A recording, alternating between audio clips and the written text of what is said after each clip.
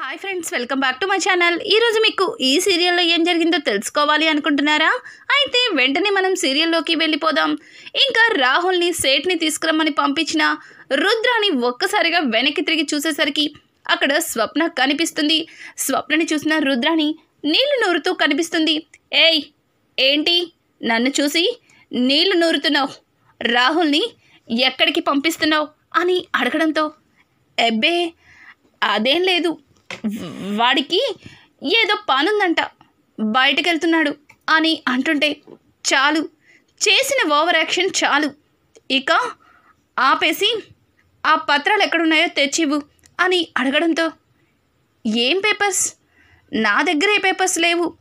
నువ్వు పేపర్స్ని మిస్ చేసి ఎక్కడో తాకట్టు పెట్టి నన్ను అడుగుతున్నావేంటి అని అంటుంటే, చాలు, ఆపుతావా? నువ్వు ఆ ఆస్తి పత్రాల మీద నాతో సంతకం పెట్టించుకొని మరి తీసుకెళ్లారుగా మొన్న నైట్, ఎక్కడ పెట్టావు అని అడగడంతో ఒక్కసారిగా రుద్రాని కంగారు పడుతూ, అమ్మో, దీనికి గుర్తొచ్చేసిందా లేకపోతే ఒక రాయి విసిరిందా? ఇది ఏం చేసినా నాకే ముప్పొచ్చేలా ఉంది. ఇప్పుడు దీని దగ్గర నుంచి ఎలా తప్పించుకోవాలి అని చెప్పి ఇక రుద్రాని కంగారు పడుతూ, ఏంటి స్వప్న, ఏం మాట్లాడుతున్నావు? నేనెందుకు? నువ్వు పొరపాటు పడుతున్నావు స్వప్న అని అంటుంటే, చాలు, ఇక నీ ఓవర్ యాక్షన్ చాలు. ఆ రోజు నువ్వు జ్యూస్ తాగిచ్చిన తర్వాత నాకు ఏం జరిగిందో గుర్తులేదనుకుంటున్నావా? అంత గుర్తొచ్చింది. నేను గదిలో సాంగ్స్ పెట్టుకుని డ్యాన్స్ చేస్తుంటే రాహుల్, అదే నీ కొడుకు, వచ్చి నాతో పాటు డ్యాన్స్ చేశాడు. మేమిద్దరం డ్యాన్స్ చేస్తుండగా దొంగచాటుగా గదిలో దూరి నువ్వు చేసిందంతా నాకు గుర్తుంది. నాతో ఏదో పెద్ద హీరోయిన్ అన్నట్టుగా ఆటోగ్రాఫ్లు కూడా తీసుకున్నారు కదా. తల్లి కొడుకులు ఇద్దరు ఆడిన నాటకం చాలు కానీ వెళ్ళి ఆస్తి పత్రాలను తీసుకురండి. తీసుకొస్తారా?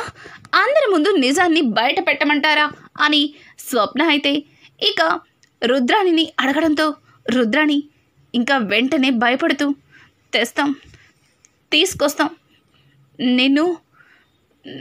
నువ్వు ఎక్కడైనా పడేస్తావేమో, ఎక్కడైనా పెట్టేసి మర్చిపోతావేమో అని నేను వాటిని జాగ్రత్త చేశాను. ఇప్పుడే తెప్పించేస్తాను అని అంటుంటే, అదేంటి తెప్పించడం ఏంటి?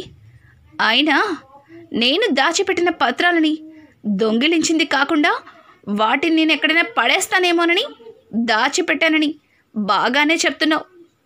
అయినా దాచిపెట్టిన దానివి అందరి మధ్యలో ఇందాక నన్నెందుకు పత్రాల గురించి ఆరా తీసావు?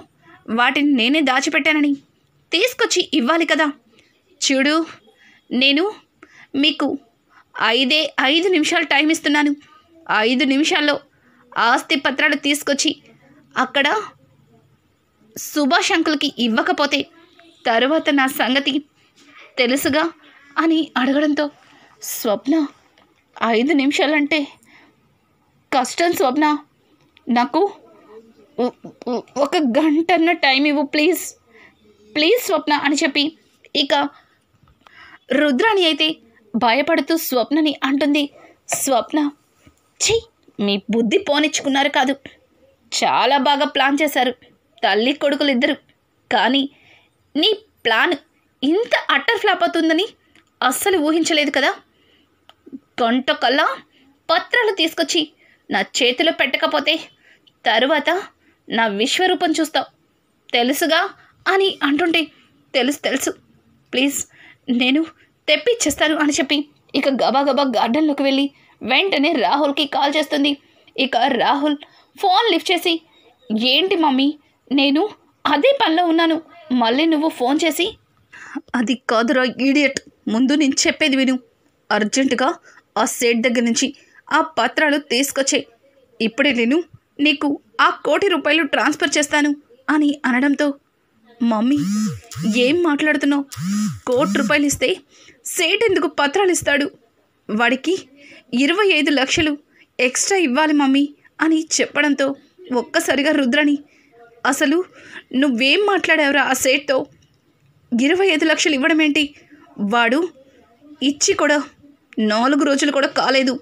4 రోజుల్లో ₹1,00,00,000కి 25 లక్షలు ఇంట్రెస్ట్ ఎవడన్నా ఇస్తాడా? ఈడియట్ అని అరవడంతో, మమ్మీ నువ్వే చెప్పావు కదా వాడు ఇంటికొచ్చి అరిచి గొడవ చేయాలి అని.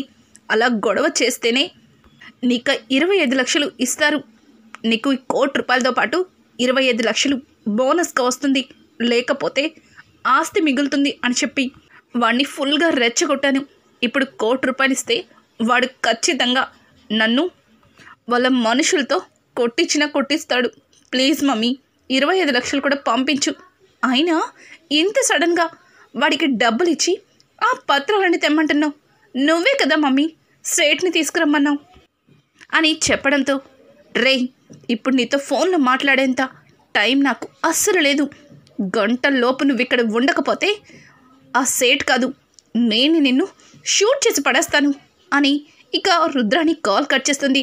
ఇక ఇక్కడ చూస్తే సుభాష్ అయితే స్వప్నని, ఏంటమ్మా స్వప్న ఇంకా ఆ పత్రాలని తీసుకురాలేదు అని చెప్పడంతో, అది మావయ్య వాటిని సేఫ్గా ఉంటాయని చెప్పి బ్యాంక్ లాకర్లో పెట్టాను, అది ఇప్పుడే గుర్తొచ్చింది, దానికోసమే రాహుల్ వెళ్ళాడు, 1 గంటలో వచ్చేస్తాడు అని చెప్పి ఇక స్వప్న కవర్ చేయడంతో, ఇంకా సుభాష్ అయితే సరే అమ్మా కళ్యాణ్ వాటిని తీసుకొని నువ్వురా నేను బయలుదేరుతాను అని చెప్పి ఇక సుభాష్ అయితే ఆఫీస్కి బయలుదేరతాడు.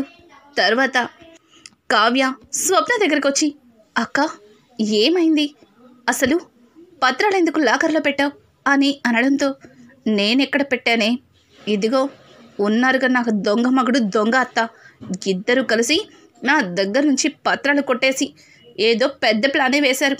అడ్డంగా దొరికిపోయేసరికి ఏం చేయాలో తెలియక అదిగో అట్లా కాళ్ళకు చక్రాలు కట్టుకొని తిరుగుతుంది అని చెప్పడంతో, అక్క నిజంగా నువ్వు ఈ విషయంలో చాలా తెలివైనదానివి, వాటిని కొట్టేశారని చాలా తెలివిగా కనిపెట్టావు, లేకపోతే అందరి ముందు నిన్ను దొంగని చేసేవాళ్ళు అని చెప్పడంతో, అందుకే కదా నేను రెడ్ హ్యాండెడ్గా వీళ్ళని పట్టుకున్నది అని చెప్పి ఇక స్వప్న మాట్లాడుతుంది.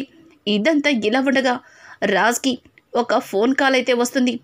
ఆ ఫోన్ కాల్లో ఇమీడియట్లీ నాకు 10 లక్షలు కావాలి, లేకపోతే నేను ఏం చేస్తానో నీకు తెలుసు కదా అని చెప్పి ఇక ఆ ఫోన్ కాల్లో మాట్లాడి వెంటనే కాల్ పెట్టేస్తారు.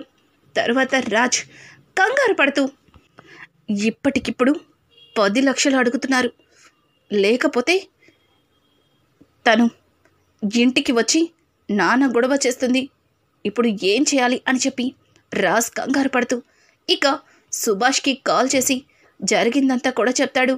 సుభాష్, రాజ్ నువ్వు కంగారు పడమాకు, ఇప్పుడే నేను బయలుదేరుతున్నాను అని చెప్పి ఇక సుభాష్ అయితే ఒక బ్రీట్ కేసులో 10 లక్షల క్యాష్ తీసుకొని ఇంటికైతే వస్తాడు.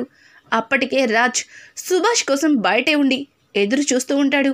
ఇక ఇంతలో సుభాష్ రాజ్ చేతికి ఆ డబ్బిచ్చి, చూడు రాజ్ ఇందులో 10 లక్షలు ఉన్నాయి, దీన్ని తీసుకెళ్ళి ఇచ్చేసేయ్ అని చెప్పడంతో, ఓకే డాడ్ ఇచ్చేస్తాను అని చెప్పి ఇక రాజ్ వెళ్ళబోతుంటే, దీనికి అంతం అనేది లేదా, ఇది ఇంకెన్ని రోజులు సాగుతుందో, ఎందుకు రాజ్ దీనికి ఏదో ఒక సొల్యూషన్ మనమే వెతకాలి అని అంటుంటే, లేదు డాడీ లేదు, దీనికి సొల్యూషనే లేదు, ఇది జీవితాంతం గడపాల్సిందే, తప్పదు, ఈ డబ్బు కనుక తీసుకెళ్ళి ఇవ్వకపోతే తను ఇంటికొచ్చి అరిచి నానా గొడవ చేస్తుంది, ఆ తరువాత ఇంట్లో అందరికీ మనం చాలా ప్రశ్నలకి జవాబులు చెప్పవలసి ఉంటుంది, అంతదాకా తెచ్చుకునే కంటే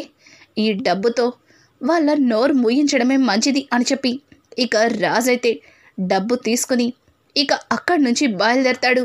ఇక అలా రాజ్ వెళ్తూ ఉండగా ఇదంతా పైనుంచి కావ్య చూస్తుంది.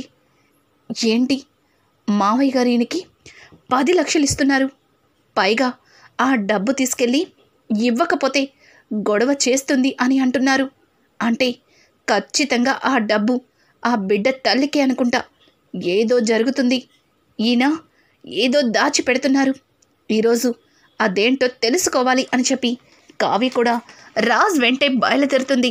ఇక రాజ్ అయితే కొంత దూరం వచ్చిన తర్వాత ఒక ఓపెన్ ప్లేస్లో కార్ ఆపి అటు ఇటు చూస్తూ ఉంటాడు.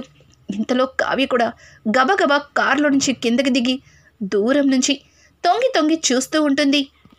అలా కావ్య చూస్తూ ఉండగానే అనుకోకుండా ఒక పెద్ద కారు వచ్చి రాజు ఉన్న దగ్గర ఆగుతుంది. అలా ఆగడంతో కావ్య వెంటనే తన మొబైల్లో అదంతా వీడియో తీస్తుంది. ఇక రాజైతే ఆ డబ్బు తనకిచ్చి, చూడు డబ్బిచ్చాను కదా అని ప్రతిసారి డబ్బు ఇవ్వమని అడిగితే ఊరుకునేదే లేదు. నేను నీ కోసం కాదు, నా మనిషి నీ దగ్గర ఉందన్న చిన్న కారణంతోనే ఈ డబ్బు నీకు ఇస్తున్నాను. గుర్తుపెట్టుకో, బీ కేర్ఫుల్. అలాగే నా మనిషి కూడా జాగ్రత్త అని చెప్పి కావ్య రాజ్ ఒక పెద్దవిడికి ఆ 10 లక్షల బ్రీట్ కేస్ని ఇచ్చి అక్కడి నుంచి కార్ తీస్తుంటాడు. ఇక ఆవిడ డబ్బు తీసుకుని వెళ్ళిపోయిన తర్వాత కావ్య వెంటనే రాజ్కి ఎదురుగా వస్తుంది. రాజ్ కారులో నుంచి దిగి కావ్యని చూసి, ఏయ్ ఏంటి, నువ్వేంటి ఇక్కడ, ఏం చేస్తున్నావు అని అడగడంతో, అంతా చూశాను. అసలు ఏం చేస్తున్నారండి మీరు? ఆ పెద్దావిడికి ఎందుకు 10 లక్షలు ఇచ్చారు? అసలు మీరు ఏం దాచిపెడుతున్నారు? ఏం దాచిపెట్టాలని చూస్తున్నారు? అంత డబ్బు ఆవిడకెందుకు ఇవ్వాల్సి వచ్చింది? మీరు చెప్పండి, నిజం చెప్పండి. మీరు తీసుకొచ్చిన బాబుకి తల్లైతే ఆవిడ కాదని చూస్తుంటేనే అర్థమవుతుంది. ఆవిడ కూతురు బిడ్డ. ఏంటండి, ఏం మాట్లాడరేంటి? ఇంత దాకా వచ్చిన తర్వాత ఇప్పుడు కూడా నిజం చెప్పకపోతే ఈరోజు మీరు నన్ను దాటి వెళ్ళేదే లేదు అని చెప్పి రాజ్ని ఇక కావ్య గట్టిగా నిలదీస్తుంది. అలా కావ్య నిలదీయడంతో రాజ్ ఏం మాట్లాడలేక, కళావతి పక్కకి తప్పుకో ప్లీజ్, నన్ను విసిగిచ్చద్దు అని అంటుంటే, మీరు కూడా ఈరోజు ఏదో ఒకటి చెప్పే వరకు మీరిక్కడి నుంచి కదలటానికి వీల్లేదు అని చెప్పి కావ్య ఇక కార్కి అడ్డంగా నించుంటుంది. ఇక రాజైతే, సరే చెప్తాను, కానీ ఈ విషయాన్ని నీ గుండెల్లోనే పెట్టుకోవాలి, దీన్ని బయటికి చెప్పకూడదు అని చెప్పడంతో, నేను ఎలాంటి దాన్నో, నేను ఎలా ఉంటానో అంతా మీకు తెలుసు, కానీ మీరు నన్ను నమ్మటం లేదా అని అడగడంతో, నమ్ముతాను, కానీ ఇది దుగ్గిరాల వారింటి సమస్య, దుగ్గిరాల పరువు ప్రతిష్టలకి సంబంధించిన సమస్య. అందుకే ఈ విషయాన్ని ఇంట్లో ఎవ్వరికీ తెలియకూడదు. ఇది ఎవ్వరికి తెలిసినా సరే ఇంట్లో అందరూ కృంగిపోతారు అని చెప్పడంతో, ఏం మాట్లాడుతున్నారండి? అసలు ఇప్పుడొచ్చిన ఆవిడ్ని ఇంతవరకు నేను ఎన్నడూ చూసిందే లేదు. మరి ఈ విషయం ఇంట్లో తెలిస్తే ఇంట్లో అందరూ కుంగిపోతారు అంటున్నారు. అంటే నిజంగానే మీరు తప్పు చేశారా? నిజంగానే ఆ బిడ్డని కన్నారా? లేదు, ఇదంతా అబద్ధం, మీరు నిజం చెప్తారని నమ్ముతున్నాను అని అంటుంటే, అవును అబద్ధమే, ఆ బిడ్డ నా బిడ్డ కాదు, ఆ బిడ్డకి నాకు ఎటువంటి సంబంధం లేదు, కానీ ఆ బిడ్డ దుగ్గిరాల వారింటి రక్తమే, దుగ్గిరాల వారింటి వారసుడే అని చెప్పడంతో, ఏం మాట్లాడుతున్నారండి మీరు? అసలు మీరే నిజాన్ని దాచిపెడుతున్నారు మావయ్య గారు అని అంటుంటే, ఏయ్ మా డాడీ ఎలాంటి వాడో నీకు తెలీదు, మా డాడీ గురించి నాకు బాగా తెలుసు, కానీ మా మమ్మీ గురించి నీకు పూర్తిగా తెలీదు. ఇక నిజం తెలిస్తే మమ్మీ అస్సలు ఊరుకోదు, తర్వాత ఎట్లాంటి నిర్ణయం తీసుకుంటుందో కూడా నేను మాటల్లో చెప్పలేను అని ఇక రాజైతే జరిగిన కథని కావ్యకి చెబుతూ ఉంటాడు. తన పెళ్లి రోజునాడు అనుకోకుండా ఇక రాజ్ ఆఫీస్ ముగించుకొని త్వరగా ఇంటికైతే బయలుదేరతాడు. తన కారుకి ఒక ఆడమ్మాయి అడ్డంగా వచ్చి నిలబడుతుంది. తను ఎవరో కాదు, కారులో నుంచి దిగి తన దగ్గర డబ్బులు తీసుకున్న వ్యక్తి. ఆమె రాజ్తో మాట్లాడుతూ, చూడు, మీ మరదలు రేఖ నా దగ్గర ఉంది. పెళ్ళి కాకుండానే తల్లయ్యింది. అది కూడా నా కొడుకుతో సంబంధం పెట్టుకొని. ఇప్పుడు ఇదిగో రేయ్, ఇలా తీసుకురారా అని చెప్పి బాబుని తీసుకొచ్చి ఈ బిడ్డకి జన్మనిచ్చింది. అది పెళ్ళి కాకుండానే తల్లయ్యింది. నా కొడుకేమో దాని అవసరం తీరిపోయాక వదిలేసి ఎటో వెళ్ళిపోయాడు. ఇప్పుడు అదేమో మంచాన పడింది. వీడిని నేను చూసుకోవాల్సి వస్తుంది. ఈ బిడ్డని అలాగే దాన్ని నా దగ్గర నుంచి తీసుకుపోండి. అసలు ఒక క్యారెక్టర్ లేనిది దాని కొడుకుని చూసుకోవాల్సిన అవసరం నాకేముంది? నేను వీళ్ళిద్దరిని తీసుకొచ్చి మీ ఇంటికి పంపించేదాన్ని. కానీ మీది ఏంట్రా, వీళ్ళ ఫ్యామిలీ పేరేంటి? మీది దుగ్గిరాల వారి కుటుంబం అంట కదా. మీకు చాలా చాలా అంటే చాలా పలుకుబడి ఉందని తెలిసింది. అందుకే ముందుగా నీకో మాట చెప్దామని ఇలా వచ్చాను అని చెప్పి ఇక రాజ్తో చెప్తుంటే ఒక్కసారిగా రాజ్ రేఖ గురించి అలాగే రేఖ సమస్య గురించి తెలుసుకొని కళ్ళల్లో నీళ్లు పెట్టుకుంటాడు. ఏంటి ఈ బిడ్డ? రేఖ బిడ్డ, రేఖ పరిస్థితి, ఒక్కసారి నేను రేఖని చూడాలి అని చెప్పి ఇక తనతో పాటు రేఖ దగ్గరికి వెళ్తాడు. రేఖ మతి స్థిమితం లేకుండా పిచ్చిదానిలాగా ఇక ఒక మూలన కూర్చుని పిచ్చి పిచ్చిగా మాట్లాడుతూ ఉంటుంది. తనని చూసి రాజ్ చాలా బాధపడతాడు. ఇక రాజ్ తనని ఒక మంచి హాస్పిటల్లో జాయిన్ చేయాలి, అలాగే ఈ బిడ్డని బాగా చూసుకోవాలి అని తను అనుకుంటూ రేఖని అక్కడి నుంచి తీసుకెళ్ళి హాస్పిటల్లో జాయిన్ చేస్తుంటాడు. ఇక తానైతే రేఖని బాబుని ఇచ్చిన ఆడామైతే, హలో, ఈరోజు మీ ఇంటి పరువు ప్రతిష్టలు నా చేతిలో ఉన్నాయని నాకు అర్థమైంది. చూడు, నాకు డబ్బు కావాలి. ఆ డబ్బు ఇవ్వకపోతే ఇదిగో మీ ఇంటి భాగవతమంతా వచ్చి మీ ఇంట్లో అందరికీ చెప్తాను. తర్వాత ప్రపంచం మొత్తానికి తెలిసేలాగా అరుస్తాను అని చెప్పి ఆవిడ చెప్పడంతో ఒక్కసారిగా రాజ్ షాక్ అయిపోయి, వద్దు, అట్లాంటి పని చెయ్యొద్దు, నీకు దండం పెడతాను. నువ్వు అలా చేస్తే మా తాతయ్య ప్రాణాలతో ఉండరు అని చెప్పి రాజ్ బ్రతిమలాడతాడు. సరే అయితే నేను ఈ విషయాన్ని ఎవ్వరికీ చెప్పకుండా ఉండాలి అంటే నాకు డబ్బు కావాలి అని చెప్పి ఇక రాజ్ని కొంత డబ్బుని డిమాండ్ చేస్తుంది. అలా తనకి అవసరం వచ్చినప్పుడల్లా ఈ విషయాన్ని అడ్డం పెట్టుకుని రాజ్ దగ్గర నుంచి డబ్బు తీసుకుని తను వెళ్ళిపోవడం గురించి రాజ్ కావ్యకి చెప్తాడు. ఏంటండి మీరు, మీకేమైనా పిచ్చి పట్టిందా? తనని పోలీసులకి పట్టించకుండా తన దగ్గర భయపడి తనకి డబ్బు తీసుకెళ్ళి ఇస్తున్నారు. మీరేం చేస్తున్నారో మీకేమన్నా అర్థమవుతుందా అని అంటుంటే, నాకు ఏం చేశానో నాకు అర్థమవుతుంది. తన కొడుకు వల్ల రేఖ జీవితం నాశనమయ్యింది. తనిప్పుడు మతి స్థిమితం లేకుండా ఉంది. రేఖ మామూలు మనిషి అయ్యే వరకు కూడా తిన్ని జాగ్రత్తగా చూసుకోవాలి, అలాగే ఈ బిడ్డని కూడా జాగ్రత్తగా చూసుకోవాలి. అంతవరకు నేను ఈవిడికి డబ్బు ఇవ్వవలసిందే అని చెప్పి కావ్యకి రాజు నిజాన్ని చెప్తాడు. ఇంత పెద్ద నిజాన్ని గుండెల్లో దాచుకొని ఇంట్లో అందరూ కూడా మిమ్మల్ని ఎన్నేసి మాటలన్నా నిజం బయట పెట్టకుండా అంత నిందలు మోస్తూ ఎందుకు ఇదంతా? చివరికి రుద్రాణి గారు కూడా ఇష్టం వచ్చినట్లు మాట్లాడుతున్నారు.